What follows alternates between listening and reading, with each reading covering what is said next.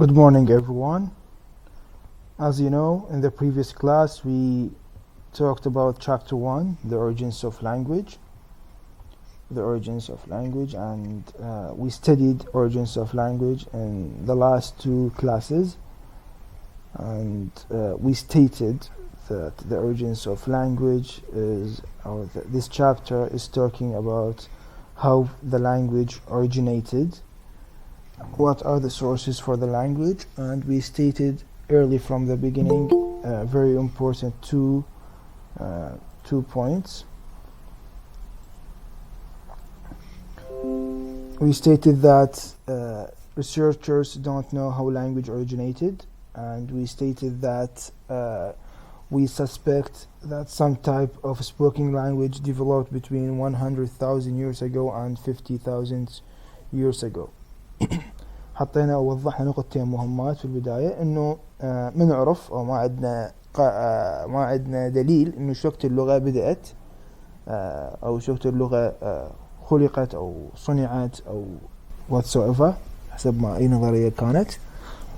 وما عندنا أيضا وعندنا بعض الشك أو التخمين إنه اللغة بدأت من 100,000 سنة إلى 50,000 سنة بالماضي.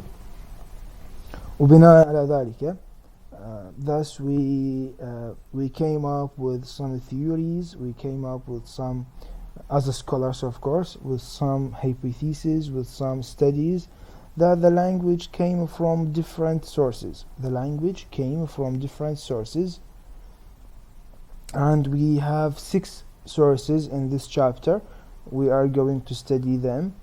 We started in the previous class with the first source, the divine source, and we defined the divine source that the humans believed of different divine sources for language over time. إن البشر كانوا يؤمنون بمصادر إلهية أو عقائدية للغة عبر التاريخ.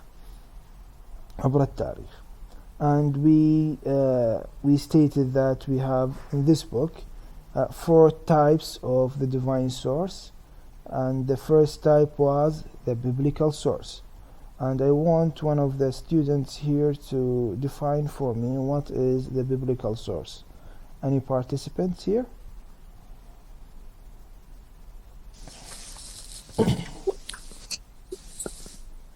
Sir, can I? Yes, state your name first. Zahra Firas. Yes, what is the biblical source? It's the biblical source or the biblical tradition described in the book of Genesis, God, that describes that he created Adam and taught him the language, call him Adam called every living creature their names, and something like that. That is, it came from the Bible, I think so. Yes. So in this, in this point, the main thing that the God gave Adam or taught Adam the language, and Adam taught it to the humanity or humans. Excellent. Moving to the next type, the Hindu source. Also, I would like to hear it from the participants, from the students. What is the Hindu source?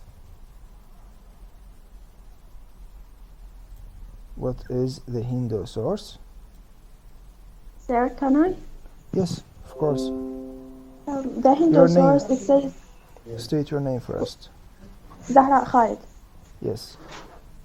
Okay, the Hindu source says that the language came from the wife of the creator of the universe. Exactly, correct. The third source, the Egyptian. What is the Egyptian source? Or what the Egyptians believed? Where can you? Yes. Riham. State your name first. Riham Adil. Yes. Perhaps believe that the source of language is Virginia. Mm-hmm. Consider some experience Mm-hmm. and The results of the experiment stated that yeah, the language is the Phrygian. Correct. Thank you very much. Moving to the fourth source, the King James the Fourth, and I would like to hear it also from the participants, from the students. Sir, can I? Yes. Abd Salam. Yes. Sir King James the Fourth of Scotland indicated Mm-hmm. that the language source is Hebrew. Hebrew. Hebrew, yes, Is sorry. Hebrew. Okay, thank you very much. You're welcome. So we have four different types of divine source. The first one is the biblical source. The second one is the Hindu source. The third one is the Egyptian source, and the fourth one is King James source. After that, we move to other source for the language, and the name of this source or the title of the source is the natural sound source. Any participants to explain for us what is the natural sound source? Can I? Yes, state your name. Zahra Khalid.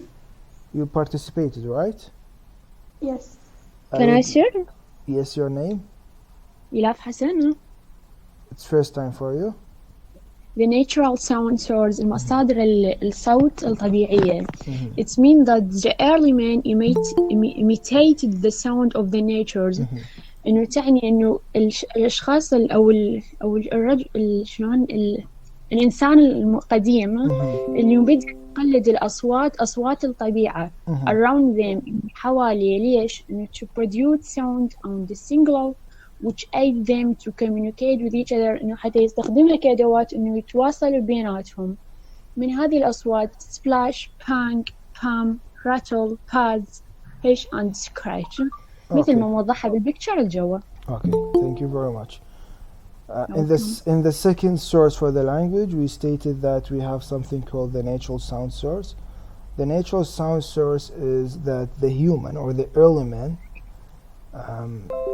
imitated or listened to the sounds of the nature around them, and after they listened to these sounds, they started to use these sounds with the environment around them to help them to communicate to each other, to give signals, to give messages, etc. And they used sounds like the ones that in the example, splash, bang, etc. This is for the natural sound source. The third one we studied, the physical adaptation source, and I would like a student to explain it for us. Sir, can I? Your name? Abd Salam. You explained before. I would like to hear it from other students. Yes, can I? Your name? Zainab. What? Again? Your name? Zainab Ali Ati. It is for the first time for you, right? Yes. Yes, please. The physical adaptation source.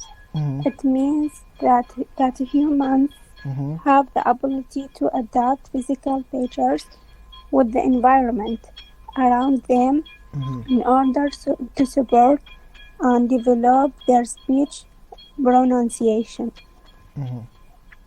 Number 2, foreign state. Some effects of this type of change can be seen in physical difference between the skull of Gorilla and that of the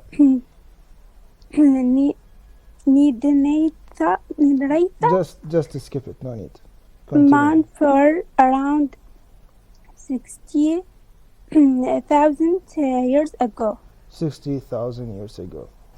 So the human body or the human parts inside the body developed over time with the environment. Why? Because they need these parts to support their speech production. إن الأعضاء جسم الإنسان تطورت على مر الزمن مع البيئة اللي حواليها حتى يقدرون أو يصير عندهم القدرة إنه يتكلمون. طبعا بدنا نتكلم عن الأجزاء اللي ساعدنا بالنطق. باقي الأجزاء تطورت لأسباب أخرى. This is for the physical adaptation source. And the last thing we studied last week was something called the teeth, lips, mouth, larynx, and pharynx. And I will be explaining this part. It is saying that humans have those organs which aid to speak the language easily. And Can I? What did you participate before? No. Yes, please. Teeth Your are name, help. your name. رغد حسين. Yes. Number 1, teeth are helpful in making sounds such as ف and س. الأسنان تساعدنا على صنع الأصوات الف والس. هذه يعني No need to translate, just in English. Okay. Mm-hmm. كمل. Lips. Yes, continue. Lips are helpful in make sounds such as ف and س. B. ف and پ. Yes. أكمل. Yes, of course. 3, mouth. It's a small. We lost the voice. Can you hear me? May I, sir, complete? Yes. Mouth. Mouth is small compared to animals, can be opened and closed repeatedly. It contains the tongue, which can be used to shape a wide variety of sounds. Okay, number 4. Larynx, or the voice box, contains the vocal cords, which originates the sounds. Number 5. Pharynx are above the vocal cords and works as an resonator to control the clarity and the range of the voice from the larynx. Thank you. Thank you very much. So can you add something? Do you want to add something? Yeah. Yeah, of course. The summary of the subject is every part of the speech is very important to produce the sound. This specific part to help a human to speak this different the another animals. Exactly. Thank you very much. That's correct. That is very correct. No problem, Ragad. You explained your part. Thank you very much. Let me re-explain the teeth, lips, mouth, and larynx. Last time I summarized this in 3 sentences. I remember I stated that only only human can control these parts easily. فقط الإنسان عنده قدرة أنه يتحكم بهذه الأعضاء بسهولة. Only human can control these parts by the orders of the brain. فقط الإنسان عنده القدرة أنه يتحكم بهذه الأعضاء عن طريق الأوامر المباشرة اللي تأتي من العقل. Only humans have the ability to control these parts consciously. Only humans can control these parts consciously. فقط الإنسان عنده القدرة أنه يتحكم بهذه الأعضاء إدراكيا، بإدراك. يعني يعرف يعرف ايش دا يسوي، يعرف ايش دا يحكي، يعرف ايش دا يستخدم اللسان في هذا المكان لنطق الصوت الفلاني، فمدركا لما يتكلم. And we have 5 parts: teeth, lips, mouth, larynx, and pharynx. All of them are important for the production of the sounds, and the sounds are together making words, and the words are making sentences. We use the teeth to produce some sounds, and lips, mouth, etc. We have the larynx and the pharynx. The larynx we use the voice box, which we are going to study the voice box later on in chapter 4. And also we have the pharynx. The pharynx it is above the vocal cords, of course, and it is it is responsible for resonating and controlling the clarity and the range of the voice. تتحكم بوضوح الصوت ومستواه، عالي ناصي، صوت خشن ناعم. هاي القصبة الهوائية مال الإنسان يتحكم بهاي الشغلة. Today we are going to talk about something called the human brain, continuing with the sources. Can I start? بعدني ما شرحه، اليوم راح نشرحه. هذا الشرح مال اليوم، بعدني ما شرحه صبور. يعني أستاذ أقرأ وأنت أشرح وأنت تشرح. أنا أقرأ وأنت تشرح. No need. I will explain it first. Just a second. I started the word by mistake. بس طني لحظة. Okay. بعدني ما شرح الموضوع، خلي أشرحه أول شيء. بعدنا كنا دراجة مع المحاضرة السابقة. Okay. The human brain مثل ما تعرفون عقل الإنسان منقسم إلى two parts. The first part is we call the left part and the right part. It is important to know that the language that the human speak, or the language that the human learn or acquire, is coming from the left part of the brain. Left part of the brain. الجانب الأيسر للعقل هو المسؤول عن اللغة في جسم في عند الإنسان. خلينا نقول المسؤول عن اللغة عند الإنسان الجانب الأيسر من العقل. الجانب الأيمن مسؤول عن أشياء أخرى. الجانب الأيسر اللي بيه العقل has different languages. أكو عدة لغات. شلون هاي عدة لغات تشتغل في العقل الأيسر؟ ممكن الشخص يتكلم اللغة العربية والإنجليزية بالنسبة لكم، ممكن بعض الطلاب يتكلمون لغات أخرى مثل الكردي، تركماني إلى آخره. شلون العقل عنده القدرة إنه يتكلم أكثر من لغة بهذا الجانب الأيسر. So I would like you to imagine with me that in the left side of the brain we have boxes. For each language we have a box. So for example, box number 1 contains language A, Arabic. Box number 2 contains language B, English. And for example, box C contains language C, for example, Kurdish here. ده الشخص يتكلم لغة كردية. So in the left side of the brain, this side separate each language in a box. يفصل كل لغة في صندوق. The more input you put in this box, the more you know about the language. يعني شنو؟ كل ما تحط معلومات أكثر عن هذه اللغة في هذا الصندوق، كل ما تعلمت عن اللغة أكثر. So the more vocabulary you put in this box, the more words you know. The more listening for the pronunciation you put in this book. يعني كل ما تحط معلومات أكثر عن النطق في هذا الصندوق, the more you can speak fluently. كل ما تقدر تتكلم بطلاقة أكثر. The more grammar you put in this book, the more you can speak without mistakes.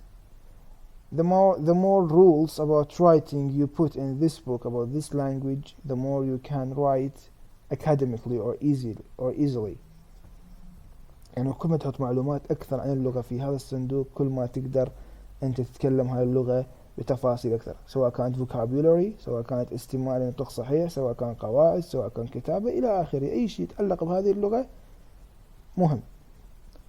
And we have another box. Let's say the books A and B, English and Arabic language. Some students or some learners of English language and Arabic language, they face difficulties in moving from language A, box A, to language B, box B. عند التنقل من لغة إلى لغة في الكلام من صندوق إلى صندوق يواجهون بعض الإشكاليات. And these problems or difficulties, like the overlapping in the rules, like the adjectives, adverbs, like the pronunciation. And for example, you can speak English, but your accent still is Arabic English. And if you are Indian, your accent will be Indian English. فراح يكون اكو overlap تداخل بين اللغة الأم، اللغة الرئيسية اللي هي A، وهي اللغة B اللي هي الإنجليزية هنا. الجزء الأيمن عفوا الأيسر من العقل، الجزء الأيسر من العقل هو مسؤول عن هذه الوظائف كلها، يفصلهن، يرتبهن، يحط كل صندوق يعزله ويخليه بوحدة عن اللغة الخاصة بها. هذا الجزء الأيسر من العقل يشتغل بكفاءة عالية كل ما المتعلم خلى مالت الصندوق solid أكثر، صلب أقوى، حط بمعلومات أكثر، فصله وعززه، كل ما كانت اللغة أضبط. So for example, let's assume that one of the students here is trying to learn English, and he is starting by putting input in this box. But during the conversation with other people, he is using Arabic grammar to speak English. يعني شنو؟ أنه طالب دي يتعلم إنجليزي ودي يحاول يحط معلومات في الصندوق هذا، لكن من دي يتحدث اللغة الإنجليزية وباقي الناس دي يلاحظ أنه هو دي يستخدم قواعد مع اللغة العربية اللي هي الصندوق الآخر في الصندوق الأول. ليش؟ لأنه صار overlap. مادة اللسان، مادة العقل أو العقل الأيمن الأيسر متعود أنه يأخذ معلومات التحدث القواعدية من الصندوق A، لكن هو يتكلم بالصندوق B اللي هو الإنجليزي. وهذا لازم يعتمد على أنه الشخص هذا يضبط القواعد مع صندوق B. شون يعني إجا الشخص يذكر جملة تتكون من فاعل، فعل، مفعول به.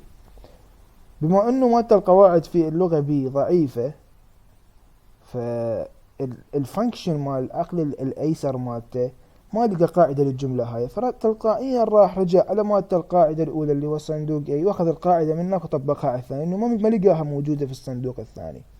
وهذا يكون لي الأوفرلاب between the languages.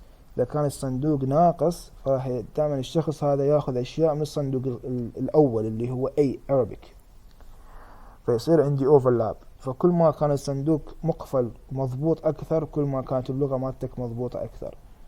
وهذا دليل على أنه الهنود أو الماليزيين أو خلينا نقول العرب يتكلمون اللغة الإنجليزية ما عندهم الأكسنت، اللهجة الأجنبية. ليش؟ لأنه اللهجة الأجنبية ناقصة بالصندوق مالته هذا اللي هي الفلوينتلي أو خلينا نقول ستاندرد إنجليش. الستاندرد إنجليش ناقصة، فصندوقه اللي هو خلينا نقول بي مال إنجليش لانجويج ماكو بي الأكسنت هاي. فالشخص هذا من يجي يتكلم غير يتكلم بأكسنت معينة، مين راح يجيب أكسنت؟ راح يخترعها هو؟ لا، راح ياخذ الأكسنت مال العربي ويطبقها على الإنجليزي، ياخذ الأكسنت مال الهندية ويطبقها على الإنجليزي. فتلقى انت عندك العربيك انجليش، الهندي انجليش، الانديان انجليش، تلقى ما تكون اكسنت خاصة بيهم. ليش؟ لانه ما عنده اكسنت ما اخذها ويا اللغة، صندوق مالته ما قفله زين من يتعلم اللغة، فناقص الاكسنت، فاخذ الاكسنت من اللغة الام مالته وطبقه على اللغة الجديدة هاي. احنا كتعلم نتعلم الستاندرد انجليش، مو البريتش ولا الامريكان، الستاندرد. الستاندرد انجليش اللي هي اللغة مال الأخبار، اللي هي البي بي سي، الفوكس نيوز، اللي نشوفها بالأخبار، اللي يعلموها بالمعاهد بالجامعات، هاي يسموها الستاندرد انجليش. So all languages including sign language، حتى لغة الإشارة تعتبر لغة، وأنه هي لغة لها مكان خاص في الجانب الأيسر من العقل. Require the organizing and the combining of sounds or signs in a specific arrangement. And this arrangement comes from the brain, from the left side. So the left side of the brain is responsible.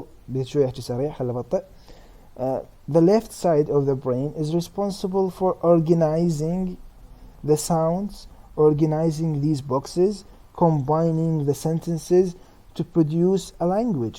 العقل الأيسر، الجانب الأيسر من العقل هو المسؤول عن هذه التفاصيل، يسوي organizing، يسوي combining، يسوي arrangement حتى يطلع اللغة في اللسان بصورة مثل ما ذكرت قبل شوية. كنت أتكلم عن أعضاء الفم، قلت لكم بس الإنسان عنده القدرة أنه يتحكم بهن عن طريق الأوامر اللي تجي مباشرة من العقل. فإحنا قاعد ندرس العقل، العقل يعطي الأوامر لهذه الأعضاء حتى يتكلمن. الارينجمنت يصير بالعقل، التحريك يصير بالأعضاء. فبما أنه الارينجمنت يصير بالعقل، فإذا الإنسان عنده القدرة أنه أو المصدر، الإنسان عنده أحد المصادر المهمة وهو العقل. إنسان عنده أحد هذه المصادر المهمة وهو العقل. العقل هو اللي يعطي الارينجمنت organizing الكومبايننج لهذه الأصوات وهذا السيستم حتى يتكلم به عن طريق الأعضاء، فهو مصدر مهم جدا. مفهوم؟ لا تفتهمون الهيومن brain؟ Yeah, that's clear, sir. Very easy, very easy. The human brain have the ability to organize, combine the sounds in order, in some specific arrangement in order to produce language. العقل عنده القدرة إنه ينظم ويجمع الأصوات بarrangement خاص حتى ينطق الجمل والكلمات. Yes, that's the difference between humans and animals. We are not using our teeth and lips not just for chewing and sucking like animals. We are using them to speak. Consciously to speak. Yeah. بإدراك، نستخدم عقلنا بإدراك، صحيح. So since that there are no questions, I will be moving to the last slide, the last source we have. The last source is the genetic source. And before I move to or go through the genetic source, قبل ما أفوت بالgenetic source, I would like to introduce you to a scholar in linguistics. Are you familiar with the name Noam Chomsky? Noam Chomsky. تعرفون هذا الاسم؟ Noam Chomsky. Not for me. No, Noam Chomsky is like the godfather of linguistics. He is the father of linguistics and applied linguistics. He is one of the most famous scholars in linguistics. هو أحد هنسميه الأب الروحي أو أبو linguistics and applied linguistics. نوم تشومسكي اللي هو خلينا نسميه أحد الأهم الباحثين في علم اللينغويستكس وعلم الapplied linguistics stated that أو قال إنه الإنسان لما يولد للدنيا ويجي للدنيا عنده القدرة إنه يتكلم، عنده القدرة إنه يكتسب أي لغة حواليه، وهذا الفشي موجود بالفطرة مال الإنسان، هذا الفشي موجود بالجينات مال الإنسان، موجود بعقل الإنسان. مو الطفل يجي للدنيا ويقعد يتعلم ويسمع اللي حواليه ما أدري شنو، لا، هي أصلا اللغة موجودة بداخل الإنسان من يجي للدنيا. عاد تبدي وراها من يجي للدنيا مو يتعلمها وإنما ينميها ويتحدثها. وهواي ناس وقفوا معارضين إلى قالوا شلون تحكي هذا الحكي؟ ما هذا الحكي خرابيط. الطفل يجي للدنيا يسمع اللي حواليه يتعلم من عندهم ويتكلم. كانت أغلب النظريات سابقا تقول إنه اللغة يتم تعلمها واكتسابها عن طريق الاستماع، عن طريق المشاهدة، عن طريق تشوف اللي حواليك. والطفل بنجي للدنيا يستمع الأشياء اللي حواليه ويتعلمها. نوم تشومسكي قال لا، قال أنت ما قاعد تفتهمون شو دا قصده أني. بس لحظة اكو هواية تعليقات بالشات خل أقراهن. Today the students are clearly active. Thank you.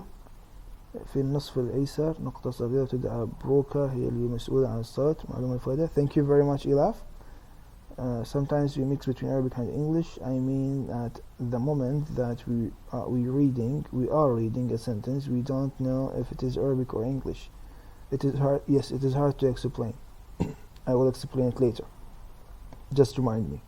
Thank you إسراء.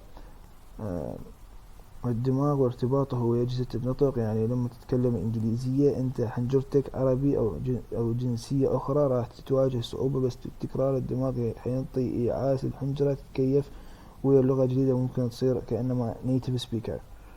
Exactly زهراء, exactly, correct. Like Tarzan when he formed a language with animals. Low. Tarzan is a fiction. Thank you إسراء. Thank you very much for everyone who is typing and commenting in the chat. Please feel active to write whatever you want in the chat. خليني أكمل. نوم تشومسكي قال لا أنتم ما فاهمين إيش دا أحكي يعني. أنا إيش دا أقول إنه إنه الطفل أو الإنسان يجي الدنيا أكو جهاز موجود بعقله اسمه LAD Language Acquisition Device، جهاز اكتساب اللغة. عقل الإنسان هذا الجهاز بأشياء اسمها الباراميترز، المتغيرات. هي القاعدة الأساسية موجودة، الجهاز موجود، هو اللي ينشئ القاعدة، هو ينشئ كل شيء، وفقط راح يسمع المدخلات اللي هي خلينا نقول tools أو السيستم اللي هو اللغة اللي يسمعها، يدخلها على الجهاز هذا راح يدخلها بالعقل، راح يتعلم اللغة. إذا تجيب طفل من الصين استوى جاي الدنيا بعد ما سامع أي شيء وإجا بأمريكا، إيش راح يحكي؟ أمريكي لو صيني؟ راح يحكي أمريكي طبعا، لأنه اللغة دي يدخلها على الجهاز أمريكية. ولهذا أثبتها. شلون أثبتها؟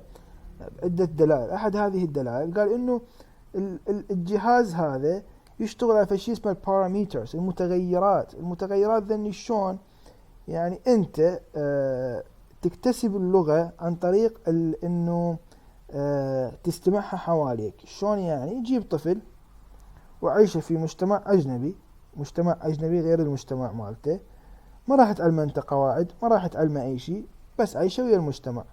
تلقائيا عقله راح يصنع القواعد، راح يصنع الجمل، راح يفهم إنه هذا السبجكت هذا الفيرب، مع إنه ما يعرف إنه هذا السبجكت وهذا الفيرب، لكن يعرف إنه هاي الكلمة تجي أول شيء، هاي الكلمة تجي ثاني شيء، هاي الكلمة تدل على الفعل اللي هو الأكشن، هو الفيرب.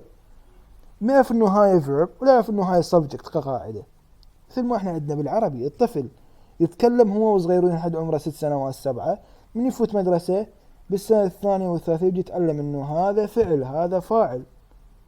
ما يدري إنه يلعب هي فعل، لكن يستخدمها بالحياة اليومية إنه هي كفعل. فيقول إنه أكو باراميترز يتعلم بيها اللغة، يكتسب بيها اللغة، أداة بعقد الإنسان، وأيضا مترابطة مع الجيناتيك مال الإنسان، للجينات، يكتسب بيها اللغة. وهذا الجهاز موجود في عقل الإنسان دائما، لكن يخمل. شلون يخمل؟ أنا بعدين نفوت بتفاصيلها لما ندرس الفصول في السنة القادمة اللي هي First Language Acquisition Second Language Learning. لكن هي وصل إلى نظرية وجدا قوية، النظرية حاليا وحديثة، وهواية ناس دي يعتمدوها، وأغلب السكولرز يعتمدوها، ذات اللانجوج مرتبطة مع الجينات، وكو جهاز خاص بالإنسان في العقل مسؤول عن هذه اللغة. طبعا هذا الجهاز هو افتراضي يسمى LAD، لكن هو خلينا نقول left side of the brain، عنده القدرة إنه يحدد المتغيرات. ولهذا genetic source it means that the human offspring يعني اللي هي human children are born with special capacity for the language، يجون للدنيا وقدرة خاصة للغة. it is innate، هي بالفطرة موجودة عندهم. no other creature seems to have it، ماكو مخلوق آخر عنده هاي القدرة. and it is not tied to a specific variety of language، ما محدودة بلغة محددة. يعني خلينا نفرض انه انت عندك طفل عربي من عائلة عربية هاجرت إلى أمريكا، الطفل هذا انولد في أمريكا، يعني أب وأم متزوجان راحوا لأمريكا، بقوا 3 سنوات 4 تعلموا اللغة، انجبوا طفل. الطفل هذا يسمع من أمهم عربي ويسمع من البيئة الحوالية إنجليزي. شنو اللغة الأم مالته، عربي لو إنجليزي؟ حسب النظرية هاي genetic source اللغة الأم مالته هي الإنجليزية واللغة العربية أيضا، اثنيناتن هن اللغة الأم مالته. ليش؟ لأنه اثنيناتن يكتسبهن 100%، اثنيناتن سمعهن هو صغير والجهاز هذا اشتغل وحدد المتغيرات وكون كل شيء، واثنيناتن يتعلمهن. لكن مجتمعنا أو المجتمعات الخارجية من تجي تقول له شنو اللغة الأم مالتك، راح يقول اللغة الأم مالته عربية. هاي الموضوع شوية بي identity، شوية بي سياسة، شوية بي language and politicals، اللغة والسياسة. لكن علميا اللغة الأم الرئيسية ما يتحدثها هي اللغة الإنجليزية. ليش؟ لأنه هو عاش بالمجتمع هذا، حالة ذاك الإنسان، ما اختلف أن ذرة، مدرسة راح وياه، مجتمع عاش وياه، حياته الطبيعية عاش وياه، نفسه 100%. كلغة هي واللغة الأم اثنينات واحدات، اللي هي اثنينات لغة أم، عربي وإنجليزي. إذن لهذا نقول إنه اللغة أي لغة كانت سواء عربية إنجليزية هندية، هذا الجهاز يشتغل، هذا الجهاز يشتغل هو صغير الطفل، هذا الجهاز يشتغل. ليش من يكبر الجهاز هذا يطفى؟ بعدين ندرسها في مواضيع أو في فصول أخرى. هذا معطيه الجهاز شغال، إذا يتعلم أكثر لغة مو مهم اللغة. فإذا الجهاز موجود هذا بجينات الإنسان، بعقل الإنسان. It is possible that a language capacity is genetically hardwired in the newborn human. إنه من الممكن إنه هاي القدرة عند الإنسان موجودة في الجينات الخاصة بالإنسان. هاي بالنسبة للجينيتيك سورس. وهاي هي نهاية مالتنا السورسز. عندنا 6 sources. Before I start talking about the other sources, do you have any questions regarding the genetic source? أستاذ. Yes. بالنسبة لتشومسكي يعني من يقول إنه أكو مدخلات تساعد الإنسان أو نساعد الطفل حتى ينطق. يعني خلينا نقول أكو بين أجهزة الجسم والمحيط الخارجي. نعم. إذن أصلا لو رجعنا على الإنسان القديم يعني هو أصلا ما كان أكو محيط الخارجي واحد يتكلم لغة حتى هو يكتسبها. شلون اكتسبها الإنسان الأرلي مان؟ شلون اكتسبها للغة هو أصلا محيط الخارجي ماكو أحد. طبعا هذا الشيء ممكن طفين السماعة شوية كوشوشة. هذا الشيء اللي ذكرتيه هسه يدعم نظرية تشومسكي. تشومسكي يعتقد إنه اللغة هي أداة. تشومسكي يعتقد إنه اللغة هي أداة عبارة عن رموز، هي بالنهاية رموز وأصوات، يعني ما لها معنى بالنهاية. هاي الرموز والأصوات بحسب تشومسكي تبدأ هي رموز بالنهاية. أنا من دا أحكي أنا أحمد، إذا تجيب شخص من غير يقول لك هاي شنو؟ هاي رموز، هاي نقش، هاي شنو الصوت؟ هاي أصوات رتبن هو بحنجرته. أنا وأنت دي نفتهمن. ليش؟ لأنه عندنا المتغيرات، إنه أنا ألف ونون وألف، أنا معناتها الشخص هذا يتكلم، أحمد الاسم. غير شخص من غير لغة ما يعرفها، إنه هاي رموز، بالله هاي رموز اللغة. فإحنا عندنا الرموز هاي دخلناها على السيستم اللي هو الجهاز مالتنا، تعلمنا اللغة. الإنسان الأول ما عنده هاي الرموز، ما عنده أي لغة، بادي من الصفر، فقام يأخذ رموز من غير مكان. مثل شنو؟ مثل النظريات اللي ندي ناخذها، نظرية الأصوات اللي هي إنه الأصوات الطبيعية اللي حواليهم.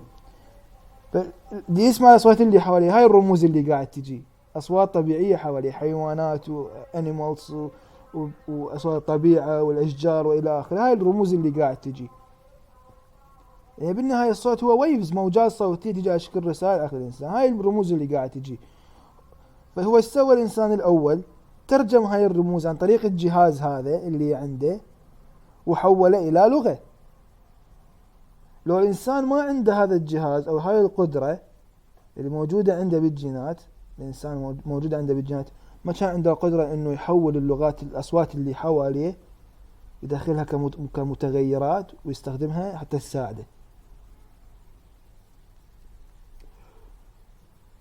يعني الإنسان عنده الجهاز هذا بعقله اللي هو LAD موجودة بالجينات مالته،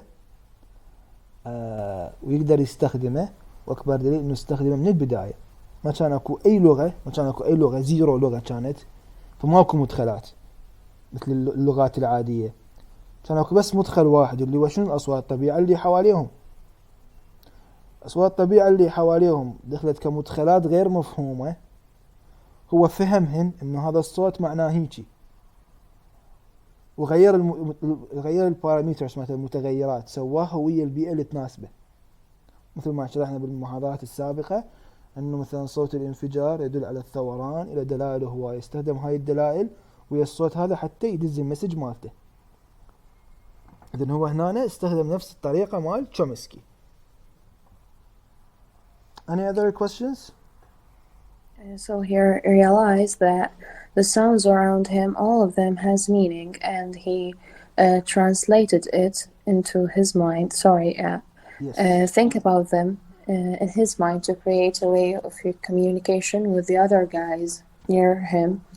So he يعني تكيف ويا الطبيعة اللي حوله بالضبط. حتى Exactly. يخلق في طريقة التواصل. Yeah, that's clear. اوكي، خلينا ناخذ مثال اخر. تتذكرون الفترة من صارت بها الهجرة لأوروبا اللي عندنا العراقيين، هواي شباب هاجروا لأوروبا.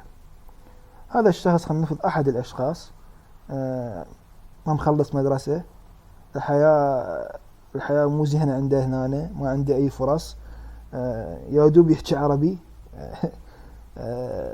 خلينا نقول بمخلص ثالث، مبطل مدرسة وراح هاجر يشوف فرص حياته هناك وشغل أكثر إليه. راح هناك هو بالعربي يا دوب مدبرها، بالإنجليزي خلينا نقول بالعامية تشك ابن البوك ما يعرف، صفر بالإنجليزي. شلون راح هناك ورا شهر شهرين قام يحكي مثلهم وصار لبلب؟ شلون؟ إذن الجهاز هذا اشتغل. LAD اللغة كانت بالنسبة له مجرد رموز، متغيرات، كانت رموز دخلت بالعقل مالته صارت متغيرات، قام يعرف يتكلم مثلهم عن طريق الليسنينج والأوبزيرفينج، ويكتسب شوية شوية في الجهاز هذا. ما يعرف انه هذا verb، انه هذا اللي هو play verb، ما يعرف انه tree is a noun، لكن يعرف انه يستخدم الverb بهذا المكان، هذا الفعل بهذا المكان يستخدمه حتى يعطي الاكشن الفلاني. شلون اتعلم هاي الشغلة؟ عن طريق الجهاز هذا. لو تدزل غير دولة، غير اوروبا، المانيا غير بريطانيا، المانيا، فرنسا، اي دولة اوروبا يتكلم غير لغة، نفس الشيء راح يصير. خلال فترة من راح يندمج ويا المجتمع ذاك، راح يتعلم اللغة ذيك. دزيتو مثلا، بس لحظة، دزيتو أحمد للدولة الفلانية اللي هي ألمانيا، خلال شهرين أحمد الجهاز مالته اشتغل، هذا اندمج ويا المجتمع، اكتسب الألمانية.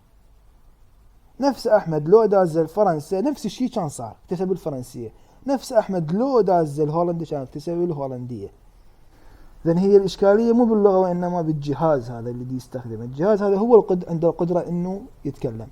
هذا الجهاز يقول هنا هو genetic source، بالجين مال الإنسان موجود. نعم قولي تفضلي. Yes, as you said, there is a kind of adaptation. Human adapt with the environment around him, and accept the language. He could take a long term, but finally he will learn how to speak like them. He will speak the language exactly. بس هنا adaptation ما راح يكون physically، راح يكون adaptation يعني خلينا نقول بالمايند، راح يصير تكيف ويا اللغة، مو جسديا أو بالأعضاء مالته، من الأعضاء مالته متكونة بصورة صحيحة، الحنجرة موجودة وكل شيء موجود، لكن راح يصير تكيف ويا اللغة، لغويا راح يصير تكيف. صحيح. Any other questions before we finish the class? Sir, what if we put a person alone without any people around him in a room and ننطيه كل متطلبات الحياة مثل الأكل والشرب، بس هو وحده وما نتواصل وياه، ايش راح يصير؟ يعني نجيب رضيع غير، مو شخص بالغ، رضيع. Sorry؟ راح نجيب طفل رضيع بهاي التجربة، مو إنسان بالغ. إيه. أوكي، خلينا نفرض إنه جبنا بالوقت الحاضر طفل رضيع وحطيناه خلينا نقول بجزيرة بحده، جزيرة ما بيها شيء، وبنينا له بيت، حطينا متطلبات الحياة الأساسية بيها، وعفناه بالبيت. فرضا يعني قدر هذا الرضيع يعني إنه يعيش، يتحرك ويمشي، ما راح يصير، بس نفرض إنه عفناه بحده. الطفل هذا راح يسمع الأشياء اللي حواليه، الطقطقة، إذا قلنا animals، الرياح إلى آخره. بالنهاية ما راح يطلع بلغة مفهومة لنا، لكن الجهاز هذا راح يشتغل ويا الأشياء اللي حواليه، فممكن بالنهاية يطلع بأصوات غريبة. وإذا نيجي نحلل هذه الأصوات الغريبة راح نلقاها إنه هي مشابهة للأصوات اللي يسمعها حواليه، لأنه هاي مدخلات مالته. الجهاز هاي يأخذ مدخلات اللي يسمعها الأصوات، مهما كانت هذه المدخلات بالنهاية هو راح يحاول يفهمهن ويلقى فهم إلهن ويحولهن إلى طريقة يتواصل بها. واعتقد انه هو ما راح يتواصل. ليش ما راح يتواصل؟ اذا فرضنا انه ماكو حيوانات، ليش ما راح يتواصل؟ انه ما راح يحتاج التواصل، لانه حسب فهمه وادراكه انه ماكو احد وياه حتى يتواصل وياه، فراح يكون بالنهاية ما أدري أبكم أو أصم يسموها، اللي هو ما يتكلم. إذا فرضنا ماكو حيوانات وياه، إذا أكو حيوانات لا ممكن يكون عنده التواصل. ليش إذا أكو أو ماكو حيوانات؟ لأنه إذا أكو حيوانات حواليه إذا عندها القدرة على الحركة فراح يقارن نفسه وياهم، يعتبر نفسه أحد أنواع الحيوانات هذه، راح يحاول يتواصل وياهم. لكن إذا فرضنا بجزيرة حتى حيوانات ما بيها، إذا ماكو أي مخلوق قادر على الحركة مثله، فما راح يكون عنده راح يسمع أصوات غريبة لكن ما راح يتكلم. ليش؟ لأنه بالنهاية الهدف من التكلم هو إرسال مسج، إرسال رسالة، إرسال فشي اللي قدامك حتى يفتهم. إذا ماكو أحد قدامك، ماكو أي شيء قدامك، لا حيوان لا إنسان، هاي العقل مالته راح يهيئ له إنه ماكو داعي للتكلم. فبالنهاية إذا ماكو أي مخلوق أمامه بهاي الانعزال مالته ما راح يتكلم. هاي منطقي شو يقول. إذا أكو حيوانات خلينا نقول أو إنسان أو بشر حواليه يسمعه أكو conversation أو مسج ممكن يريد يوصلها قدامه، لا بهالحالة لا، راح يحاول يسمع الأشياء اللي حواليه ويحولها إلى أشياء ذات معنى مهما كانت الأصوات غريبة أو إحنا نسميها السيجنالز أو الرموز هذه. بالنهاية راح يوصل فشي. ولو هيك فرضية وهيك نظرية يعني حدوثها خلينا نقول مو نادر وإنما مستحيل. Yes, it's لازم يصير possible. أكو تواصل. Thank you. Any other questions? Welcome. Any other questions? Any أستاذ other آن، questions? Yes. المحاضرة الجاية نعيد اللي شرحناه بس الشرح علينا. I think no need. Next class we will starting directly with the second chapter. أوكي. وأستاذ عادي هسه أسجل الحضور لأنه كنت ما منتبهة نازل يعني مع الحضور. Yes. Go to the attendance and إذا أحد ما مسجل حضورك اللي يدوس الدقمة بالنص اللي هي الهوم بالتليفون راح يبقى صوتي شغال عنده أعتقد، لأنه البرنامج من يدوس الدقمة بالنص ما يطلع، ويروح يفوت على التسجيل يسجل اسمه ويرجع عادي. شكرا أستاذ.